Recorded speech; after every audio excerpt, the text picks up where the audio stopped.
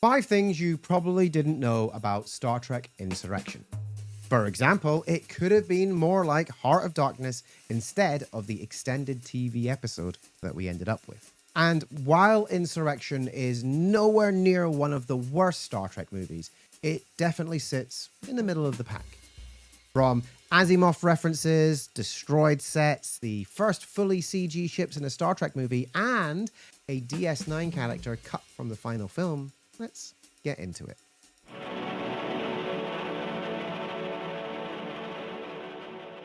For years, Star Trek used models for the shots of all the ships you see on screen. In fact, this dedication to using models saw them kit-bashing hero ships when they needed new ones. Some great, like the Nebula class, some not so great. Yes, I'm looking at you, USS Jaeger. For Insurrection, they went in a different direction. Not necessarily a good one. With blockbuster movies of the time relying more and more on CGI, Insurrection became the first Star Trek movie to use fully computer-generated ships. And unfortunately, you can tell. Rather than using ILM like previous Star Trek films, Insurrection used Santa Barbara Studios, SBS, to generate the space-based visual effects. And I'm not saying that this was the main reason for the rubbery look of the Enterprise E, but I totally am saying that. Look, it's telling that SBS appeared to have ceased to exist after 2002. Oh, also in 2013, when Ben Robinson was working on the Star Trek official Starships collection, he discovered that SBS hadn't even archived any of the models they'd created for Insurrection. Fortunately, when they made Star Trek Nemesis, they went back to physical models for at least some of the scenes, like the crash sequence between the Scimitar and the Enterprise. Unfortunately, they made Star Trek Nemesis.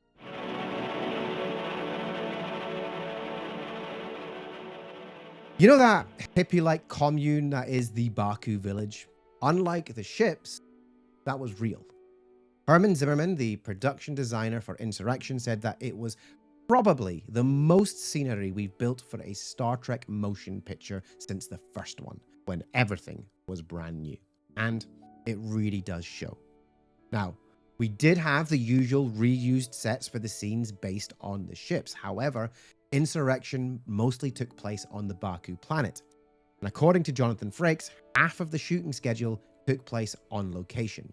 So, the Baku village was built at full scale at Lake Sherwood in California with a set that included a bakery and a farm with a fully working irrigation system. The sets were built using styrofoam, which was then covered in hard coat to give that stone effect, which unfortunately wasn't actually waterproof. In the spring of 1998, California experienced record rainfall, which, when I looked into the numbers as someone from Scotland, we just call that Tuesday. Unfortunately, though, this caused damage to the village, which in turn caused delays in filming while they were forced to make repairs.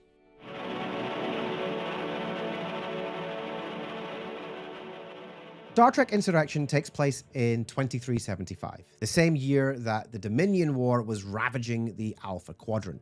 It was such a seismic event that old enemies banded together to fight the threat from the Gamma Quadrant. Billions died. The Federation lost control of planet after planet. So, during this, naturally, one of the most powerful ships in the fleet finds itself on a rescue mission for an observation team. Now look, there are a couple of references like the diplomatic corps being tied up in Dominion negotiations, the losses counting up so they had to make allies everywhere, and the Ketracel White, that's one as well, but there's not much else. Even when Worf turns up, he doesn't get any condolences for the loss of his wife Jadzia Dax. Though maybe this is because the Enterprise crew are still bitter about not receiving a wedding invite. However, this could have been different. According to Michael Piller in his unpublished book, Fade In From Idea to Final Draft, which I'm going to link in the description below, he wanted the Dominion War to have more attention in the film.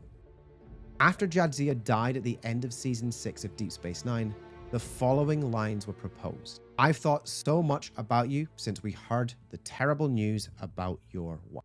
I received your condolences, sir. Thank you. She was a remarkable woman. She died an honorable death. Ultimately, this didn't happen because, as Piller explained, Rik ultimately decided it would be confusing to audience members who were not regular viewers of Deep Space Nine. So we ignored the death of Worf's wife. You know what, folks?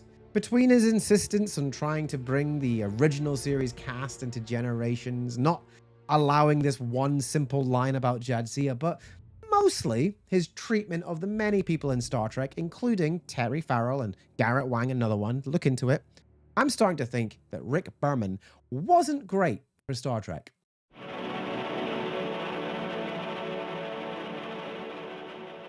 One of my favorite and one of the best scenes in Insurrection sees Picard and Worf try to distract Data while they are in a high-speed shuttlecraft chase by singing Gilbert and Sullivan.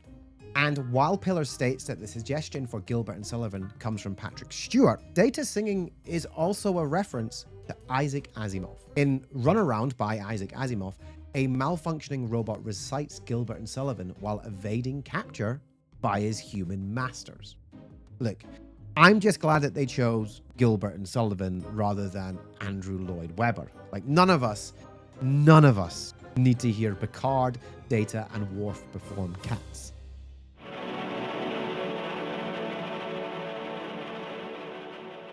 The original pitch for Insurrection, it wasn't stealing the Death Star plans from an Imperial facility. What? Stardust. That's it. Star Trek Stardust was the first treatment and title for the 9th Star Trek film, and it was very different. Picard would have gone after an old Academy friend, Hugh Duffy, who claims that the Federation is in collusion with the Romulans to destroy a world in order to gain its precious ore. Piller wanted something much darker and much more cerebral, essentially Heart of Darkness in Star Trek. Data was even floated as filling in the Kurtz character. Now, unfortunately, this idea fell apart for a number of reasons, including Berman, again, pushing other ideas like having Picard kidnapped and replaced with a surgically modified imposter, or the return of Lore in a film which was described as similar in tone to The Wrath of Khan. Additionally, Patrick Stewart was pushing for a more action-orientated Picard, more romance, and a lighter tone to the film, as he felt that Star Trek Generations was too much like a TV episode. There you have it. Tell me which one of those facts surprised you, but also tell me the fact that you know that I missed. I do try and read and reply to every comment, so I'm looking forward to what you have. And of course, if you enjoyed this video, you can go check out the rest of my 5 Things series, which will be like here. And if you want to support this channel, please like this video and hit the subscribe button for more Star Trek content, including my comedy debate panel show, Star Trek versus Star Wars, which you can check out here. Thanks for watching.